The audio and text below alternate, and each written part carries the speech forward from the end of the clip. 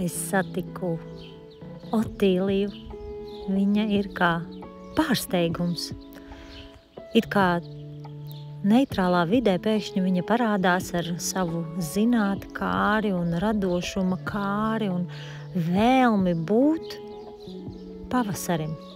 Es teiktu, viņa tiešām pati ir pavasaris un pierādījums tam, ka sieviete var būt radītāja un plaucētāja jebkad un jebkur, ja viņa vēlās, un tāda baudītāja.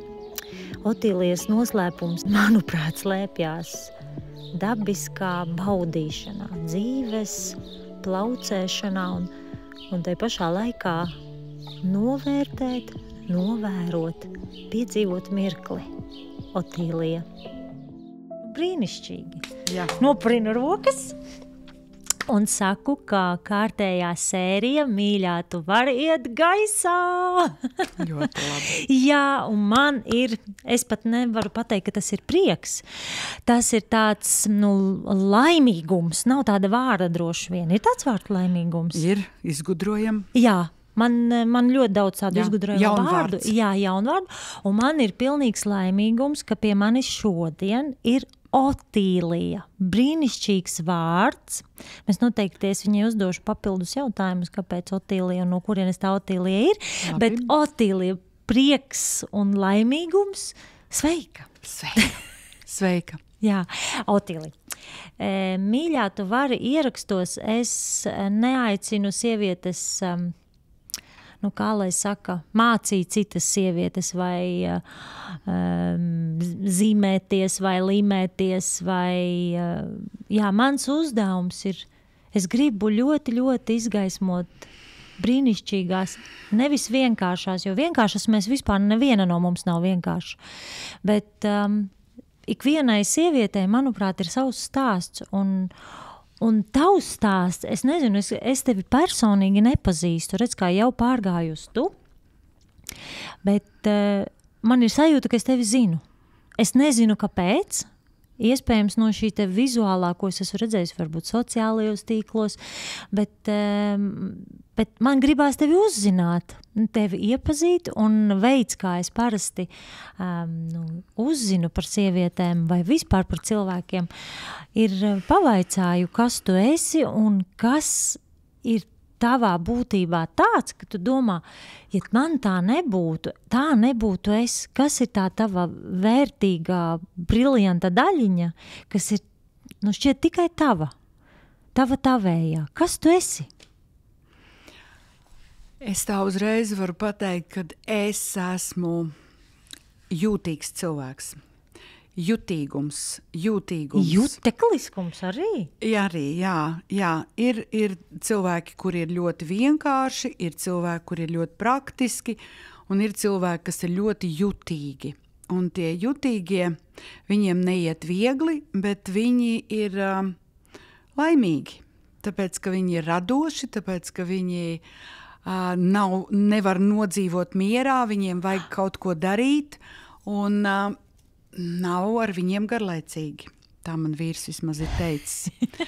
Viņš saka, ka viņam nekad ar mani nav garlaicīgi. Un jutīgs tāpēc, ka es iespaidojos no visa. Teiksim, šeit es esmu atnākusi un man arī patīk dekorācijas un viss, kā te izskatās un kā jūs strādājiet un ko jūs dariet. Un es no tā iespaidojos, es no tā iedvesmojos. Es izēju ārā pie dabas. Man tieši tāpat atkal viss, ko es redzu, man iedvesmo. Tad dzērves kliedz, tad brieži bauro, tad tagad vardas kurkstēs tūlīt. Un, tas man viss, es nevaru to neievērot. Jā. Un līdz ar to man katrs mirklis ir ļoti, ļoti svarīgs. Tā ir mana dzīve, katrs mirklis. Un kopš es dzīvoju laukos, man vispār nav neviena brītiņa brīva, var tā teikt. Jo tur ir tik daudz ko, kā ietekmēties un ko, jo tur viss ir tik īsts. Jā, tieši tā. Klau, bet tur ir arī daudz zemes, vai tur pie tevis ir māls tevos laukos?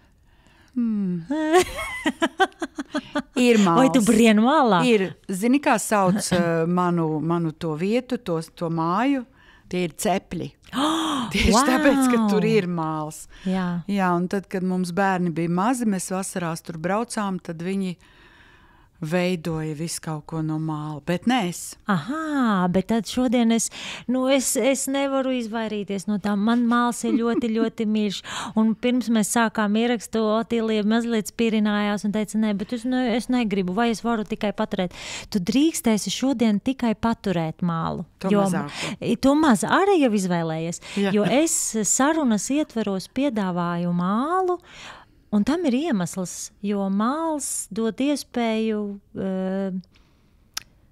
es teiktu tā, runāt, to vispatiesāko, vistīrāko. Es esmu ievērojis to, ka tad, kad cilvēks tur mālu, tad atklājās pilnīgi kaut kas cits. Mums gan nav bijusi cita saruna, tāpēc es nezinu, bet šodien mēs radīsim no māla tas, kas būs. Ja tā tev sanāks tikai bumba, tā būs tava bumba, Otīlija.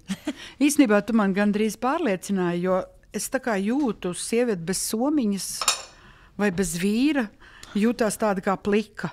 Aha. Un tāpēc īsti nezināju, kur tās rokas likt. Tagad man tā bumba ir rokās. Labi, paldies. Tev ir arī somiņa? Ir tev somiņas? Tu minēji, ka tu sieviete bez somiņas. Vai kas ir tavi dzīves aksesuāri? Ko tu, vīrs ir tavs aksesuāri?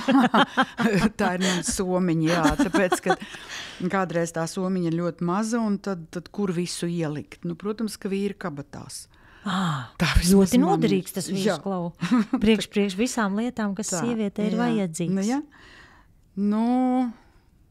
Man patīk auskari un roksprādzes. Un drusku mazāk man patīk kaut kādas skrelles, bet roksprādzes un auskari ir tie, kas man netraucē, un tas man tāpēc ļoti patīk. Cik tev ir auskaru? Es nezinu. Es viņus neskaitu, man daudz ir. Un ir kaut kādi īpaši? Nē, man ir tādi, ko es ikdienā valkā. Ir man zelta, protams, dēļ veselības un dēļ ērtībām, bet ja es kaut kur eju, tad es izvēlos citus auskarus pēc noskaņojuma, pēc rotām, pēc vietas, kur es eju. Tā daudz tādu apstākļi. Bet ir kādi īpaši auskari, kuriem ir savs stāsts un kurus tu esi vai nekad vairs nevilkšu tos auskarus, vai kādi auskari nospēlējuši īpašu lomu tavā dzīvē? Man ir tādi. Un tagad man par to ir stāsts. Jā, lūdzu, es gribu visus man stāstus. Man ir tādi auskari zelta, tādi apaļi rimbulīši. Un tos es ielieku un valkāju, pat nejūtu viņus. Un valkāju, es tos nesāju, pareizāk sakot, tos auskarus, ļoti, ļoti sen. 50 gadus. Laikam tā kaut kā. Nē, varbūt 40. Jā, tad, kad es apprecējos, tad, man liekas, mēs nopirkām tos auskarus. Un viņi ir tādi ļoti man ērti, tādi apaļi, tādi riņķīši, pabiezi. Un es pie viņiem esmu pieradusi, un tie man tā kā es pati esmu. Un mēs pat kaut kādas 2 nedēļas atpakaļ atbraucām no Cēsīm, un es pēkšņi jūtu, ka man nav viena auskara. Un es tiešām biju ļoti, ļoti nelaimīga. Es jutos tā, it kā man būtu kāds tuvs gabals paņemts. Tuvs gandrīz cilvēks, tāds, tiešām manis vairs nebija. Tava daļa. Jā, jo viena auskara, es domāju, nesāšu to vienu auskaru. Kas tad ir? Varu arī vienu nesāt, bet, protams, ka man sirds sāpēja, un es ļoti, ļoti pārdzīvoju, te pašā laikā es sev mēģināju iestāstīt, kad nav ko pie lietām pieķerties, bet tā nebija man lieta. Tas bija vairāk. Tā bija es. Tas būtu tā kā man būtu acis izkritus. Apmēram tā. Nē, es pat negribu par to iedomāties, bet tāda nepatīkama. Un es vairākas dienas mēs izgājām, mēs nesapratām, kur pazudis. Mēs izgājām meža taku, kur mēs ejam pastaigāties. Un es zinu, ka Cēsīs vēl man bija, jo es biju fotografējusies, un man bija tie auskari. Un tad vēl vienā vietā mēs bijām iebraukuši, mēs neslinkojām, aizbraucām tur, izložņājām. Zālīte bija, bija tas siltais laiks. Un labi, es sev pateicu, ka tā man tāda kaut kāda kārtējais pārbaudījums vai mācība vai kaut kas tāds, kam ir jātiek pāri. Un kad laikam es esmu pārāk pieķērusies pie lietām un tā, un es to visu sev stāstu. Bet nelīdz. Īsti nelīdz, bet neko jau darīt arī nevar. Nav un cauri tas auskars. Un naktī es pamožos, ap 3 naktī pamožos un pie sevis runājos. Es ticu Dievam. Es saku, Dievs, tu redzi, es nevaru bez tā auskara iztikt. Pagulēt tu pat nevari. Es tiešām ļoti skumstu pēc tā auskara, un man viņš nav tā kā lieta vajadzīgs, bet man no sirds ir žēl, es biju tā pie viņa pieķērusies. Un no rīta es eju dušas telpā, un man aizkrītais veļas groza dvielīts ne tā nokrīt, kā man patiktos, un es to grozu noceļu nost un skatos mans auskars. Un tā es dabūju atpakaļ savu auskaru, un līdz ar to tas ir stāsts par manu mīļāko auskaru. Man viņš jau ir atkal atpakaļ, man ir, un tas ir liels brīnums, un es par to sajūsminos, un es tam īsti nevaru noticēt, bet man viņš ir. Bet vai tad ir tā, ka, tās dažas lietas tomēr apauga ar mums, ka tavā gadījumā tas ir auskars, kaut kāds īpašs tavs sievišķības vai tavas enerģijas simbols, un tad mēs par to rūpējamies daudz citādāk tam kas tas ir mūsējais, mans auskars, mans zelta īpašais stāsts, vai tev ir vēl kaut kas tāds, par ko tu rūpējies īpašāk varbūt nekā par citu, kas būtu ļoti līdzīgi? Es gribu teikt tā, ka es esmu sapratusi, šobrīd ļoti nosodu to, ka mēs kaut ko krājam. Un tad ir tā kā nevis kolekciju, bet uzkrājam nevajadzīgu tā kā uzkrājam un nemetam ārā, un ka mums no visa jātiek vaļā. Un tad ir tāda vainas apziņa un tāda kā... Par to krāšanu vai izmešanu? Par to krāšanu. Es neesmu krājēja. Jā. Bet tāpat dzīves laikā... Nē, arī vācēji, nē. Es varu ar vieglu roku atvadīties no kaut kā nevajadzīga, kas man tiešām traucē, bet ir dzīves laikā sakrājušās kaut kādas lietas, ko mēs negribam mest laukā, kas mums ir tuvas. Lietas, tieši lietas. Kāda figūriņa, vai kāds šķīvīts, vai kāds trauciņš, vai kāda vāzīte. Un tad es tā kā sevi arī pieskaitīju pie tiem krājējiem. Tas man ir. Un tad es izlasīju tādu ļoti labu domu, pie kuras es pieķēros. Ir krājēji un ir kolekcionāri. Un lūk, es esmu tā otrā.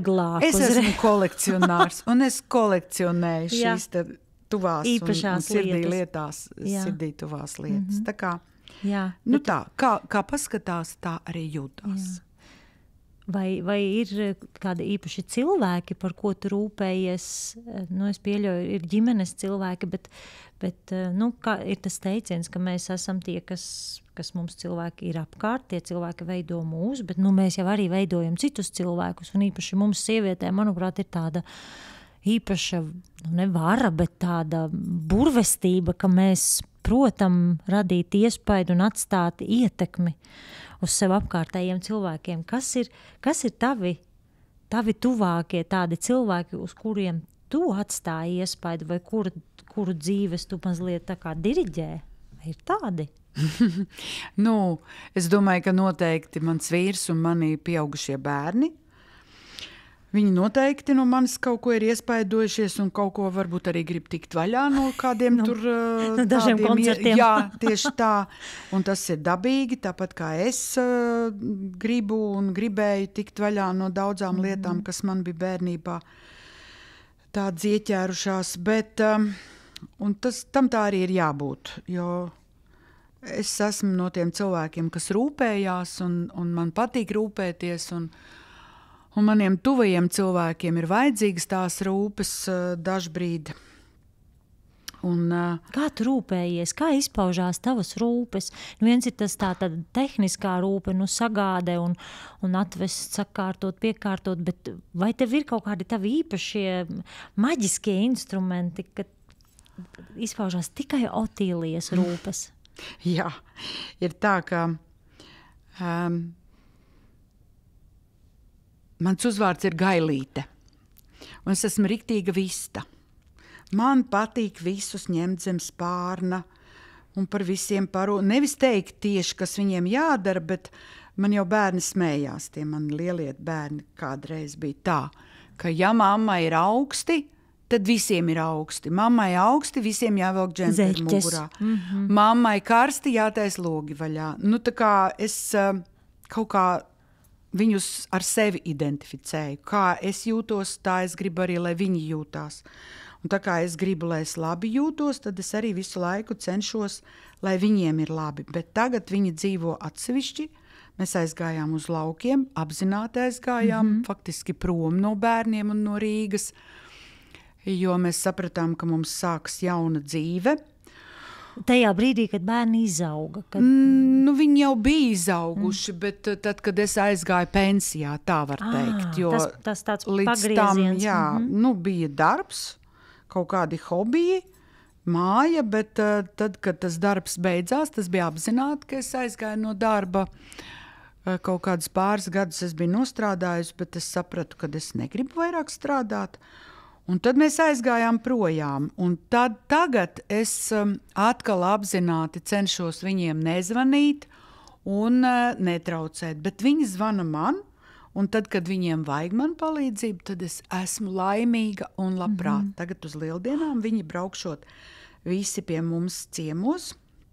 Svētdienā, un tad jau man ir galvā jau kādu es tur galdu taisīšu, kādas oliņas krāsošu, ko es viņiem līdzi došu, kā mēs tur to svinēsim. Nu, tā kā man pašai patīk, ka mani ļoti labi uzņem, un tad es arī gribu tos savus tuvos uzņemt. Bet man ir arī tādi mīļi cilvēki, kas tā dīvaini atkal, nu savos mīlēt un saviem palīdzēt, tas jau normāli. Bet man ir daži cilvēki, kas man ir tiešām sirdī kas viņi mīļi. Ir? Ar ko izpelnīties tavu īpašo mīlestību? Ne ar ko. Pilnīgi, tas ir neizskaidrojami. Man ir cilvēki, ko es vienkārši mīlu. Man ir māsica. Mana māsica. Man daudz māsicas un brālēni. Ļoti, ļoti daudz. Bet man ir viena māsica, Lolita, kuru es goda vārds no sirds mīlu. Un viņa mīl mani, un mums ir kaut kāda nedabiska tāda saikne. Mēs reti tiekamies, bet es sirdī zinu, ka es viņu mīlu, un vienmēr mēs vienotrai kādu labu vārdu pasakam. Nu, tādi cilvēki ir. Otīlija, kas ir tā mīlestība, tā neizskaidrojamā?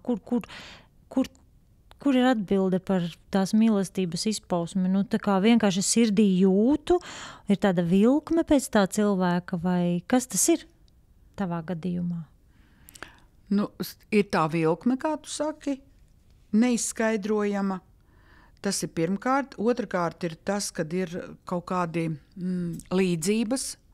Es nepiekrītu tam, ka saka, kad pievelkās pretējie. Es esmu par to un uzskatu, ka pievelkās un var saprasties līdzīgie. Nu, vismaz man tā ir. Kad es kaut ko saku, tas cilvēks mani saprot. Kad es kaut ko daru, viņš dara līdzīgi kā es. Kad un Lolita tāda ir. Un jā. Nu, mēs abas tādas, kas arī tādas uķi-puķi, tā kā tādas mēs esam. Jo mēs arī, runājot par vērtībām, kad mums ir arī tās mācības par vērtībām, tad mēs tiešām pārbaudam šo apgalvojumu, ka to, ko tu minēji, ja, kad pievelkās līdzīgie, pievelkās tiem, kuriem ir līdzīgas vērtības. Tad ar uķi-puķi es saprotu, ka arī Lolitai ir tas radošums un tāda mīlestība pret skaisto, ēterisko, estētisku. Un vismaz es tā nolasu, ka tā ir tā jūsu mīlestības forma. Un kad Kur slēpjās mīlestības forma ar vīru? Kas ar vīru jums ir kopīgs? Kādas jums ir vērtības? Kas ir tā maģija? Nu, arī tas, kad mēs saprotamies. Man viņam ir daudz jāpasaka lietas, kuras es vēlos vai kuras es pārdzīvoju, jo viņš tomēr ir vīrietis un bišķi savādāk to visu saprot. Viņam ir tāda... Šita man būs jautājums. Kā saprot vīrietis savādāk? Viņš ir vienkārši. Viņš ir ļoti Es esmu emocionāli, jūtīga, radoša un tāda. Viņš ir atkal ļoti praktisks, vienkārši. Un līdz ar to, teiksim, romantiku, ja es vēlos, tad man tas ir viņam jāpasaka. Un viņš arī izdarīs to, ko es tā kā gribu. Bet ir lietas, kuras viņš saprot bez vārdiem. Piemēram, es pamožos, viņš jau ir pamodies, un tikko viņš pamana, ka es pamožos, viņš jau vāra kafiju. Viņš zina, ka man vajag kafiju no rīta, ka es ļoti gribu to kafiju. Nevis, lai viņš tieši vāra. Es pati, kad ceļos vāru, man nav obligāti, ka lai man kāds vārīt, bet viņš to dara, jo viņš zina, kas man vajadzīgs. Vai kaut kādas vienalga, kuras lietas, piemēram, jābrauc uz Rīgu, es pati arī braucu, slikti braucu. Ja es būtu viena, es brauktu. Jā. Bet viņš zina, ka viņam mani jāatved, un viņš jau izpētīs, kur jāatved. Kur noliks autā. Jā, lūk, tas ir tas, ko viņš jūt un saprot, kas man ir vajadzīgs, un tas man ļoti patīk, tāpēc, ka man nav par to jārūpējās. Tur ir cilvēks, kas par to parūpējas. Tā kā tas ir tas, ko... Un tās tavas rūpes, ko viņš dara. Tavas rūpes izpaušās mīlestībā pret vīru kā? Manas atkal viņam ir cukurdiabēts. Tad es izmērīju cukuru no rīta, izmēru cukuru. Vai atkal tur kaut kādas vai veselības. Tas ir jānopērk, vai tu atceries, ka tas ir jānopērk, vai darba bikses viņam ir novalkāts. Braucam, pērkam jaunas kaut kādas. Tagad tev, ko tu tur reku tev ir tāds tā kā ar zāģi drusciņi ieskrāpēts, tāds caurums. Stilīgi tagad jau topā tādas. Nē, mežā, ka jāiet. Kur tu tur tāds? Es saku, noteikti aizbrauksim, nopirksim biks. Man atkal tādas... Tādas ikdienišķas tādas praktiskas, jā. Tad, ka viņš ļoti slimoja, tad... Tagad viņš arī saka, ka viņam tas ir ļoti, ļoti palīdzējis, ka es nesot viņu pametusi. Man tādas domas pat nebija, bet cilvēks, ja viņš ir tāds slims, tad viņam liekas, ka viņš vairs nekam nedarīt, sevišķi vīrietis. Un kad es par viņu esmu rūpējusies, un es tiešām par viņu rūpējos, var teikt auklējos, bet tas bija ļoti labi. Viņš izveseļojās. Mīlestība. Jā. Tā, jā. Redz kā, manuprāt, man te to priekš tevis putns. Bet tad redzēs līdz galam, kas te taps. Vista. Nē, manuprāt, tu esi citāds putns. Saki, kā tev pašai šķiet, ja tu būtu putns? Tu minēji, ka tev ir uzvārds Gailīte un tā vistas tāda rūpe par bērniem un ģimeni. Jā, bet man liekas, ka tu esi vairāk par vistu. Kāds putns tu būtu, ja tu būtu putns? Ja es būtu putns, tad es būtu brīnumputns. Jo? Jo es taisu brīnumus. Izstāsti, kur tu esi radījusi kaut kādu brīnumu, ko cita sieviete nedarītu un neradītu, bet tu esi tā Es ticu, manuprāt, brīnumputns atbilst. Labi, es tā kā jokojos. Nē, es ticu, ka tās nav joks. Es saku tev, tu esi brīnumputns. Prātā tā pasaka par brīnumputnu. Ko es daru tādu, ko citas sievietes nedarītu? Es zinu no savām draudzenēm un paziņām. Es nezinu, kura vēl, nezinu tādu savu paziņu nevienu, kura vēl tādā jau brieduma gados pēkšņi aizietu no Rīgas prom uz dziļiem laukiem. Es esmu dzimusi rīdziniece, un pilsētniece, un vispār lauki man ir kaut kas tāds, svešs salīdzinot. Es tikai pa vasarām braucu, atvaļinājumos, puķītes lasīju un atpūtos, un tagad pēkšņi aiziet prom uz laukiem dzīvot. Es nezinu. Un priekš manis tas ir brīnums, kad viena sieviete tajā, nevis ka jauns aiziet, un tā viņš ceļ māju un visu dara, bet man jau arī manas tās draudzenes, viņas teica, kur tu tur dzenies, ko tu tur darīsi? Kur tu tur iesniksi tajos sniegos un paliksi. Iebridīsies. Bet man bija vajadzība mainīt savu dzīvi, mainīt visu, un es vienkārši vienā reizē teicu savam vīram, vai tu negribētu dzīvot laukos, bet viņš ir laucinieks. Viņš nāk no laukiem. Viņš atnāca uz Rīgu dzīvot manas dēļ.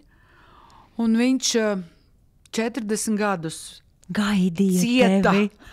Varbūt, es nezinu. Viņš pats nekad nepiedāvāja. Nē, bet viņš arī neteica, ka viņš gribētu dzīvot laukos. Nekad tāda lieta nebija izskanējusi. Un es arī nebiju nekad iedomājusies, kad es dzīvošu laukos, jo lauku sievietei ir mūžīgi kaut kas jāstrādā. Vismaz tas tāds iespējas, tas stereotips. Bet tā arī ir.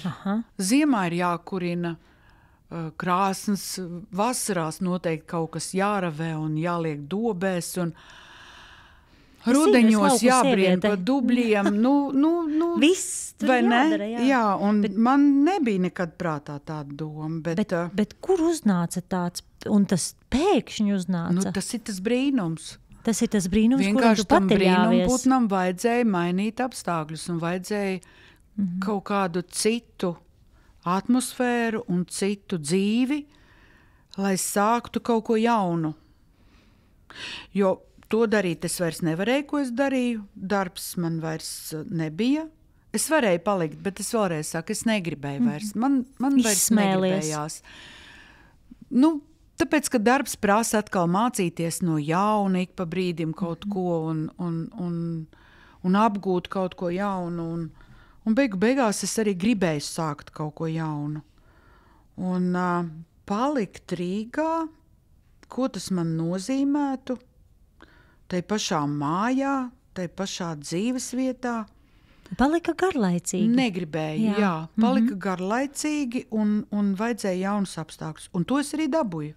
Tiešām laukos ir pavisam cita dzīve. Bet tad jāvaicā man atkal, kur tā drosme, no kurienes nāca, jo es domāju, ja tik daudzas arī draudzenes, kur tu tur skriesi un tev tur jauns un tādā viedā vecumā un vai var teikt, ka tev bija drosme un tev... Nevar teikt. Nebija. Kas tad tas bija? Es neapzinājos, ka es tā tur kaut ko... Vienkārši mums bija tā vasaras mājiņa, mums tāda vagoniņa salikt kopā, tāda ļoti maziņa tā mājiņa, un jau kaut kā, nezinu, bet bijām mēs gan ūdeni ievilkuši, gan dušu, gan toaleti, viss ērtības. Un līdz ar to vieta, kur dzīvot mums bija, un es sev teicu, ja mums nepatiks, mēs nāksim apakaļ. Kaut gan man nebija doma, ka mēs varētu nākt atpakaļ. Es zināju, ka ja es kaut ko nolēmu, tad man noteikti patiks. Jo vērojot arī, man ļoti patīk tavas fotogrāfijas sociālajos tīklos, un no tām fotogrāfijām nāk tāda vienkāršā dzīve un tik dzirksteļojoša, un tiešām ir tāda sajūta, es arī gribu iet ar to kannu pa meža taku, un lai man tur skrien suns un luncina asti, un tad es tur paceļu sēnīti, vai ar šo te savu tādu skaisto vienkāršo lauku sievietes dzīvi, vai tu tā kā arī vēlies to nodot tālāk, vai tu vienkārši viņu dzīvo to dzīvi, vai tev ir tā kā doma, ka tu gribi izstāstīt to stāstu citām? Nē, man nav tā, ka es tagad gribu kaut ko izstāstīt, bet es gribu teikt, pirms es pateikšu, ko tad es īsti gribu, ka es tomēr daudz mācos. Es patiešām, tā kā mums ir tādi tīņu gadi, tā kā mums ir pēc tam brieduma gadi, mēs visu laiku kaut ko mācamies. Un tad, kad cilvēks aiziet tajos senioru gados, viņam atkal viss jāmācās pa jaunu. Viņš it kā var, viņam līdzekļi ir, un viņš arī tas prāts ir, bet reizēm nav arī tā varēšana dēļ veselības vai spēka, un laukos nav arī zināšana. Bet es prasu savām kaimiņienēm, kā viņas tur kaut ko dara, un jūtos kā tāds pirmklasnieks. Tiešām, neko es klausos, kā tas jādara, vai tur kaut kas, klausos, viņas jau kaut ko tur sasējušas. Es šito visu es mācos. Un tev tas patīk? Un tās mācīšanās es neesmu domājis, vai man patīk, bet tas dara jaunu. Tas dara to cilvēku jaunu. Vitālu tādu. Ja viņš sēž tikai dīvānā un skatās televizoru, viņš nesajūt to jaunību. Bet ja viņš kaut ko mācās, viņš ir iemests kaut kādā citā dzīvē un viņam viss saka, jāmācās pa jaunu, viņš ir spiests būt jauns. Un vai es kaut ko dodu citām sievietēm? Jā, tagad es to zinu, ka jā. Īstenībā es to darīju tāpēc, kad es ļoti biju pieradusi strādāt pie darba, ka man jāiet darbā, un tas man bija tāds, tā kā mana aizņemtība. Es visu redzēju, cik ir skaists viss, un es to gribēju nofiksēt, un tad es sāku fotografēt to visu ar telefonu. Nekādu tur mākslu vai kaut ko es necentos dabūt, kā bija, tā bija. Kaut ko sāku pārveidot, sāku likt iekšā stāstiņus. Man bija ko teikt. Es arī tur pie tām bildēm kaut ko teicu, un tad man sāka rakstīt cilvēki. Pārsvarā jaunas sievietes. Un viņas, tā viņu doma bija tāda, mūs vairs nebaida pensijas gadi. Ātrāk mēs tos gribam dabūt, cik forši. Un es domāju, jā, ir forši. Es pat varu teikt, ka ir forši. Es nezinu, kā ir visiem pensionāriem, bet mums ar vīru ir tiešām ļoti labi. Mēs visu laiku, mēs esam priecīgi, ja mums ir kāda brīva diena. Mēs, piemēram, vakar bijām visu dienu mājās, un vīrs saka, jāsaka, kur ir pirts. Un es domāju, jā, beidzot mums ir tā diena, kad mēs varam ieiet pirtī. Un neko nebraukt nekur un nedarīt, mēs jau paši visur raujamies, un es esmu sākus dziedāt ansamblī sieviešu, piemēram, turpat Vaivas pagastā ir tāds tieši tāpēc ansambls, kur es sāku dziedāt tāpēc, lai man būtu, lai es vienkārši varētu dziedāt. Bet tur izrādās ir dažādi koncerti, visāda braukšana. Atkal jauna šiverēšana, un tur ir jaunas draudzenes, un tur ir jauni cilvēki, un jaunas vietas, kuras esmu braukusi tagad. Un tas viss vienkārši pats no sevis ienāk tajā dzīvē, ja tu vienkārši kaut kur saki jā visam, kas tev tiek piedāvāts. Jā, jo, redz, tu atzini to, ka tu iedvesmo un kaut kādu to iespaidu citām sievietēm atstāja. Vai ir kādas citas sievietes, kas tevi iedvesmo un tu arī raugies un tev tās liekas, cik forši, jo mēs esam tik dažādas un nevienmēr tad, kad mēs sakam, cik forši, vajag to uzreiz gribēt, jo daudzas tās, kuras tev raksta, saka, es tā arī gribu, bet varbūt tev ir kaut kādi tie iedvesmas avoti citās sievietēs, kur varbūt tu negribi, kā viņām tur ir, bet viņas tevi iedvesmo. Jā. Vai iedzirksteļo tevi? Ir. Man ir 2 kaimiņienes. Tās, no kurām tu tur par dobēm mācīji? Jā, arī tas. Kā viņas sauc? Dace un Anita. Dace un Anita, paldies. Dace un Anita, paldies. Un es tiešām iedvesmojos no viņām. Dace ir kaut kur līdzīga man.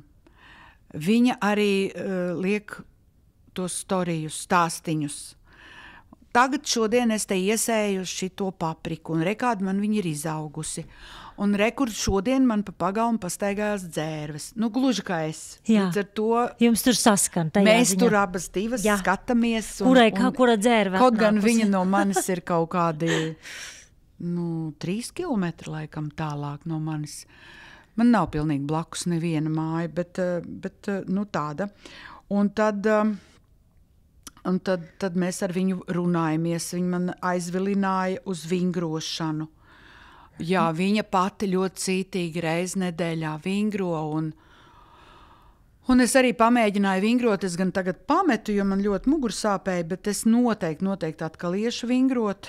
Tai pašā Vaivas tautas namā. Un, tāda viņa visu laiku darbojās, viņa visu laiku kaut ko dara, tik traki es nevaru un arī īsti negribu. Bet jau, ka viņa domā tieši to pašu par tevi, jo, man liekas, jūs tādas spoguļotājas, vienu otru nospoguļo. Jā, viņa arī vispār rīdziniece, bet viņa dzīvo ļoti sen jau laukos, ļoti, es nezinu cik gadus, bet ļoti sen.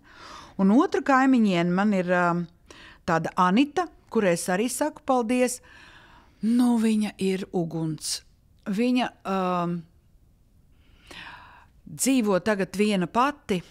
Diemžēl viņai vīrs ir aizgājis. Viņai ir arī pieauguši bērni, bet viņa dzīvo viena pati. Bet viņa arī nevienu dienu nav mājās. Tad viņa uz koncertu, tad viņa uz dejām, tad viņa uz kaut kādu ekskursiju. Un es redzu, tieši ko es redzu, ko manī redz tās citas sievietes, kad pensionārs, tas jau nav tāds, beigas klāt, un es nezinu, kas būs 80 gados, kad man būs, bet es redzu arī 80-gadīgas sievietes, piemēram, mūsu tajā sieviešu vokālajā ansamblī ir sieviete, kurai pie 80 ir, un viņa nāk un dzied, un viņa pati atbrauc ar mašīnu. Un es nezinu, ko viņa vēl dara, bet ar to man pilnīgi pietiek. Uz koncertiem viņai ir frizūra, un viņa arī sapucējusies. Jā, viņai ir savas veselības problēmas, bet 80 gados viņa dzied, piedalās koncertos un visur turās taisni. Tad var teikt, ka tā tomēr ir svarīga. Apkārt mums ir vēl citas sievietes, kuras ir ļoti līdzīgas kā mēs. Un mēs vienkārši gribam būt pašas vēl vairāk, un tāpēc mums vajag arī tās citas sievietes, kuras ir tādas pašas līdzīgi kā mēs, un tad mēs tā kā tur viena otru iedvesmojam un ievirpuļojam. Jo es sadzirdēju, ka arī tām sievietēm ir ļoti līdzīgas vērtības kā tev. Vienkārši tev vairāk tādas pašas, kā tu vajag tavus. Nē, viņas, piemēram, mēs ar vīru nolēmām ziemā, ko vakaros darīt. Mēs sakam, spēlēsim galda spēles. Un viņas, jā, ir klāt.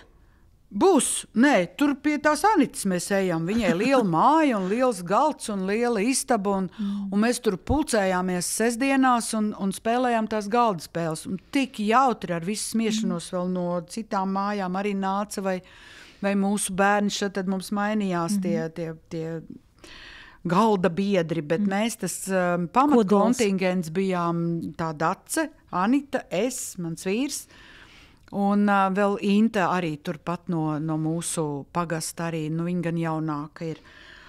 Tā kā es domāju, ka nevis tā kā mēs meklējam, ka mums kas ir vajadzīgs, bet man liekas, ka viņi vienkārši atrodās tie cilvēki. Pievelkās. Jā, vienkārši viņi tur gadās un tad mēs sapazīstamies un atzīstam par labu esam, un mēs esam kopā, un es esmu ļoti pateicīga, ka viņas ir, bet tā, ka es būtu dikti meklējusi, viņas tā nav. Pašas uzradās. Uzradās. Pilnīgi, ko jūs uzradāties?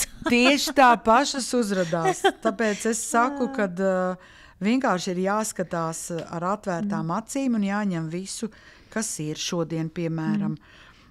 Es saku, es tāda esmu gājusi tiem laukiem un domāju, man tas dzīvesveids tagad mainās un darīšu tā, ka viss, kas nāks labs, es izvērtēšu, vai tas ir labs, nevis kaut kāds tur ļaunums vai piemēram, ejam zakt banku apzakt, es jau nepiekristu. Kā tad tā? Tāpēc, kad es to izvērtētu un teikt, ka tas nav labs. Nedar. Bet visu, kas ir labs, es visam piekritīšu, pat ja man negribās tajā pirmajā brīdī. Tā uz šīm sarunām arī, es domāju, jābrauc un jāiet un jārunā. Un jāiespriekst uz priekš kām. Bet es teicu, paga, tu teici, ka tu piedalīsies visur, kas tikai labs būs, un šis ir labs pasākums par sievietēm. Un kāpēc tā vajag teikt? Kāpēc vajag ļauties? Kāpēc vajag teikt jā labajam?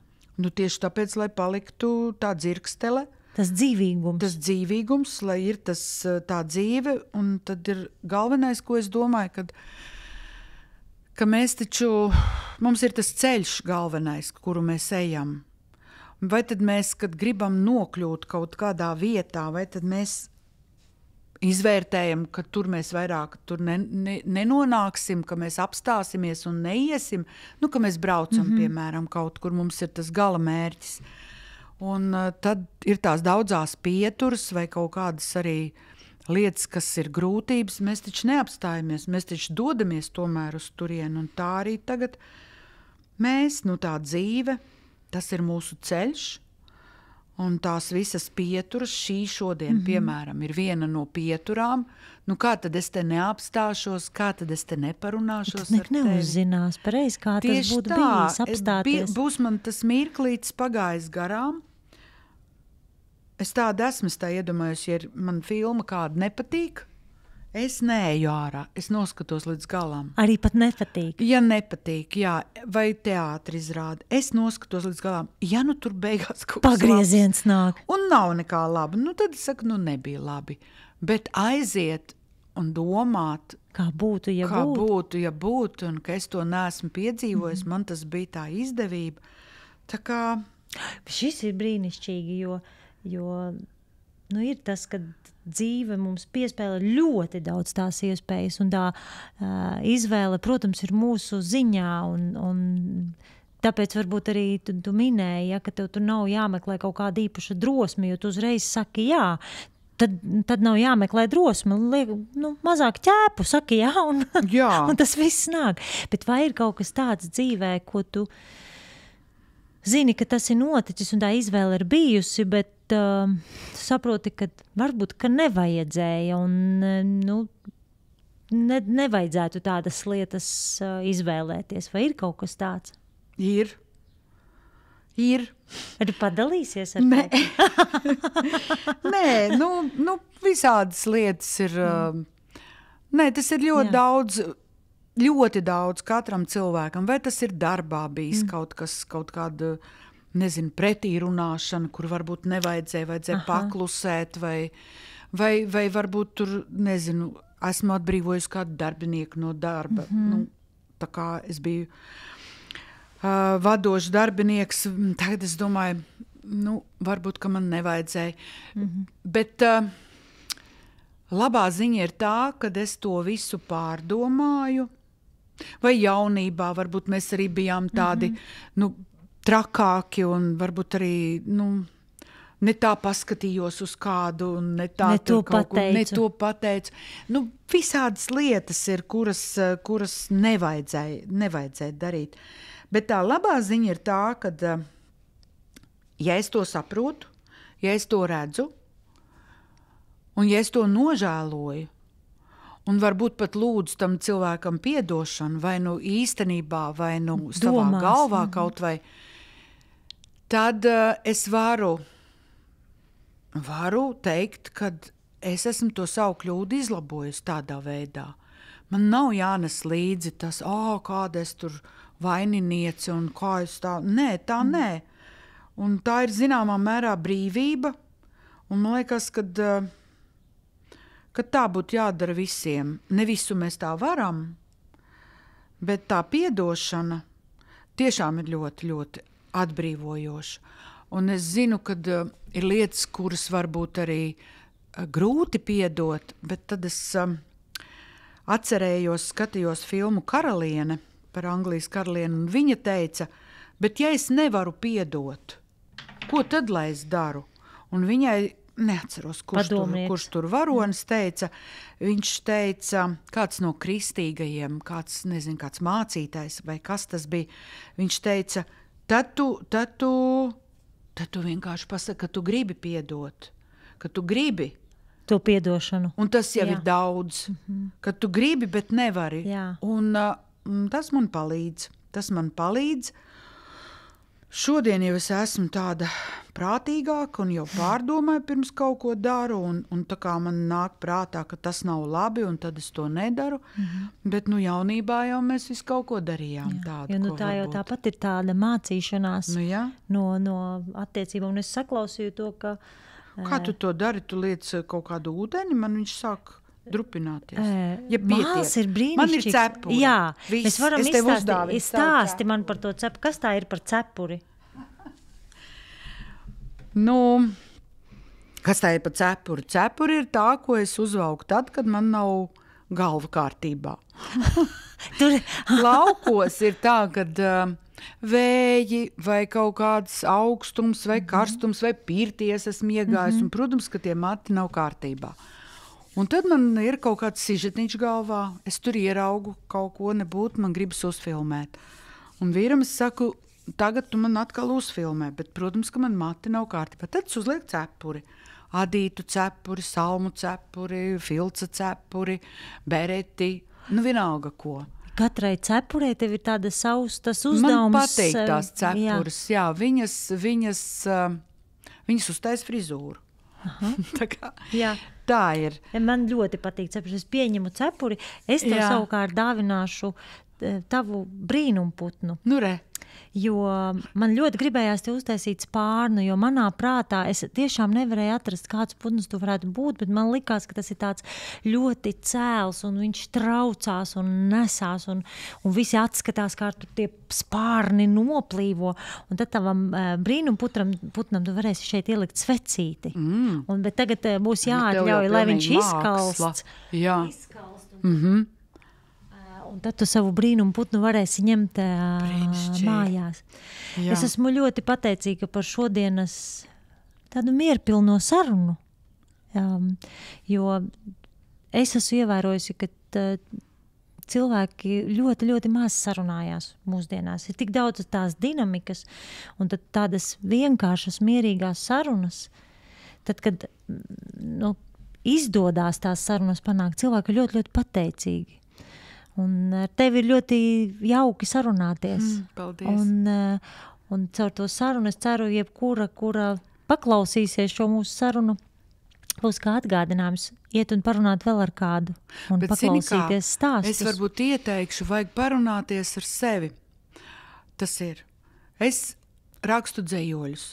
Ne jau tur kādam, bet sev. Ja es viņus ielieku arī tai Facebookā, kam patīk izlasa.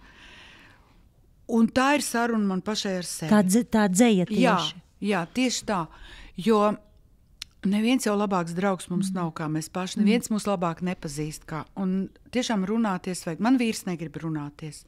Līdz ar to drusku man tā ir problēma. Man arī nav te laukos tādas sirds draudzenes, kādas man bija, piemēram. Tīri tādas sarunām. Jā, kur es varu dikti atklāties. Tā, es varu par visu runāties, bet kaut ko tādu, kas man ir tieši dvēselē, es varu tajā savā dzejolī ielikt, un to es daru. Un tad tie stāstiņi, ko mēs parakstam vai daram, tā kaut kā vajag sev kaut ko uzrakstīt. Jā. Ko tev dod tāda saruna ar sevi? Mieru. Es esmu pateikusi, rīta stundas, man kaut kādas 2 stundas ir, man vīrs ilgāk guļ par mani. Un tās ir manējās, tad es tur ielieku tos sižetiņus vai apstrādāju bildes un uzrakstu kādu dzejoli un palūdzos, un tās ir manas stundas, tā ir mana saruna. Un tad tad man viss, tad man tā kā es esmu jau izpļāpājusies, es varu iet kaut ko tālāk darīt. Burvelīgi. Turpini lūdzu runāt ar sevi, un tad es tagad pilnīgi ar citu interesi lasīšu to, ko Džaneta. Pareizi es pateicu, Džaneta. Jo Džaneta ir arī tavs pseidonīms tīri šim te rakstu darbiem, vai ne? Un arī Otīlija ir cits vārds nekā ir Velga. Kas ir visas šīs sievietes? un kā viņas savstarpēji? Tad Džaneta runā caur dzeju. Otīlija runā caur vizualizāciju. Un kas ir Velga? Velga ir tā, kas strādāja, bija darbā, tā ir tā, kas tur, teiksim, ir mamma, kas ir sieva, tā reālā persona. Kaut gan arī tā Džanete un tā Otīlija, viņas arī ir reālas, jo tajā brīdī, kad es rakstu dzejoli, es arī esmu es pati, vai tajā brīdī, kad es lieku savus sižetiņus vai rakstu tās savas dvēseles domas, tā arī esmu es. Kāpēc 3? Tāpēc, kad es strādāju pa tiesnesi, Un es nevarēju būt sociālos tīklos. Vismaz mums neviens to neaizliedza, bet te pašā laikā es pati sapratu, ka nevajag, lai man tagad meklē kaut kādu procesu dalībnieku. Un tāpēc, mēģina kaut ko skaidrot, ne tā. Tāpēc es dzējoļus rakstīju kā Džanete. Es iedvesmojos no vienas jaunas meitenes, manas meitas draudzenes, tāda dikti forša, tāda sprigana meitene, kas bija ļoti, ļoti radoša. Un savukārt Otīlija sanāca pavisam nejauši, es vēl nebiju Facebookā, un man vecākā meita teica, tev jāiet Facebookā ir. Tev tur būs... Ko darīt? Jā, tieši tā. Un tad viņa teica, es tev ielikšu, un kā tev būs vārds? Es teicu, Otīlija, un kā tev būs uzvārds? Kastrola. Un viņa arī ielika Otīlija Kastrola. Ko es vairs varēju darīt? Es pat nemāku izmainīt. Es mēģināju mainīt, tad, kad jau es aizgāju pensijā, es domāju, es tagad varu ar savu īsto vārdu. Bet es nemācēju mainīt to savu vārdu, vai nevarēju, vai kā. Tad es ieliku iekaviņās, ka es esmu Velga. Jo mani kolēģi vai īstie draugi, viņi man neapstiprināja draugos kaut kādu Otīliju Kastrola, viņiem likās kaut kāds joks. Un tad beigās, kad viņi sāka skatīties tās bildes un ieraudzīja mani, tad viņi bieži vien rakstīja, tu tā esi? Tas nav raksties. Nav fakes, kā tagad saka, tas nav fakes.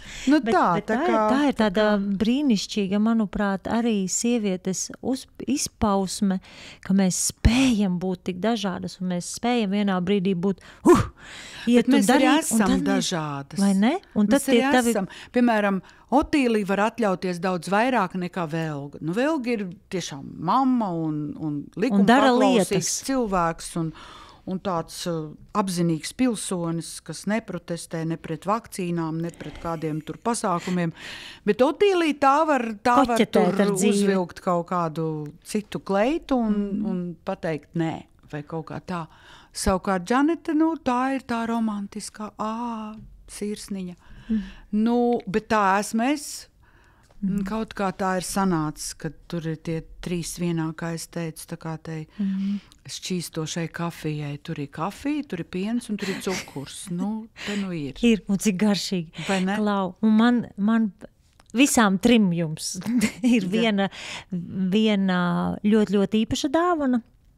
Jo šo raidījumu mums tiešām ierakstu, tas tāds brīvprātīgs mans projekts kopā ar fantastiskiem citiem mākslinieciskiem cilvēkiem, gan Elīnu, kas tevi šodien vēl mazliet varbūt paķers tavos vizuālajos tēlos, gan īpaši dāvinājums tev ir no sadarbības partnera, kas ir Lučija, kas ir kleitu veikals, un kleitu veikalā tev ir īpaša dāvanu karta, kur tu vari iet un paskatīties varbūt kādu jaunu štāti, droši vien Otīlijai. Tas būs. Noteikti. Bet mans vīrs, Henriks Johansson, viņš ir mākslinieks, un viņš katrai ierakstu mīļā tu vari autorei, bet stāstniecei dāvina savu gleznojumu. Un šis gleznojums tapa šorīt no rīta. Un šis gleznojums ir tikai par tevi, un tu noteikti tur saskatīsi kaut ko vairāk. Es eju tagad viņam pakaļ. Ļoti labi. Noslēpies tieši aiz ziediem.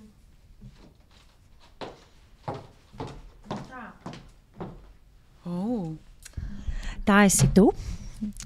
Un paskaties, un turpat man liekas, ir tik tās tavas lomas ir izgaismojušās tieši. Un tas ir tas brīnumputns, tā kā tas tev ir no Henrika. Pilnīgi. Paldies viņam. Kā viņš tā mani... Kā viņš tā? Viņš arī ir liels brīnums. Tāpēc. Bet pilnīgi, vai ne? Tāds pilnīgi brīnumputns. Tieši tā kā... Jā. Tā kā es to pasakās, esmu redzējis, un kā es to iedomājos savā galvā. Ļoti labi, es lidošu. Lūdzu, turpini lidot un turpini būt tu, un bez šīs te domas tagad apzināti kādu ietekmēt vai kādu mācīt, bet vienkārši izpausties, jo tas tavs radošums, manuprāt, ir tā tava vislielākā vērtība. Un jo vairāk tu viņu pulē, jo brīnišķīgāk ir tie vizuļi visapkārt tev iet. Tu esi fantastiska, un tu pat radīji man cepuri.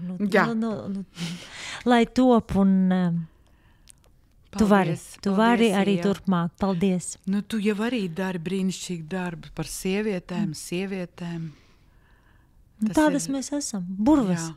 Brīnišķīgās, brīnumputni. Burvelīgas. Jaunais vārds, burvelīgas. Jā, man viņš ļoti patīk. Burvelīgas brīnumputnu lēdies. Paldies. Paldies tev arī. Čau. Paldies.